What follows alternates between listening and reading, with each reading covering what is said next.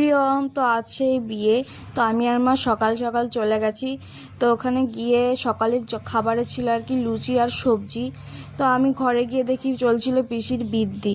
তো বৃদ্ধিটা শেষ করে আমরা চলে গেছি পিসিদের সামনের মাঠে ফটোশ্যুট করতে।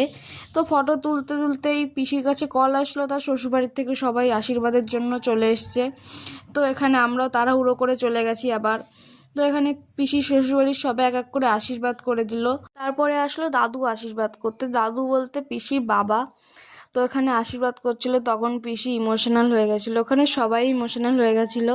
তো এখানে পিসির গায়ে হলুদের ডেকোরেশনটা করা হয়েছিল আর ওখানে সবাই নাচানাচি করছিল, আমি আর আমার দিদি দাঁড়িয়ে দেখছিলাম।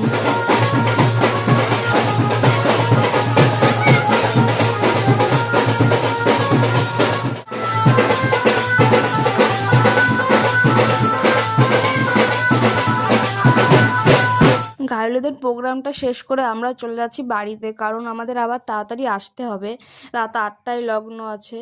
তো বাড়িতে গিয়ে রেডি হয়ে যে আমরা তাড়াতাড়ি আবার চলে এসেছি।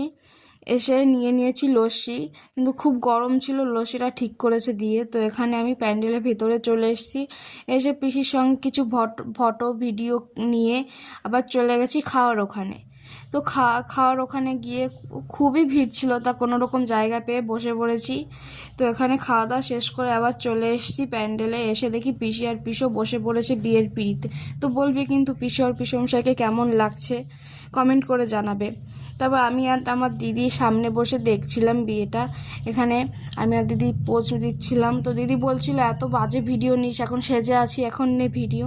তো আমরা তাই নিয়েই হাসাহাসি করছিলাম। তো টাটা।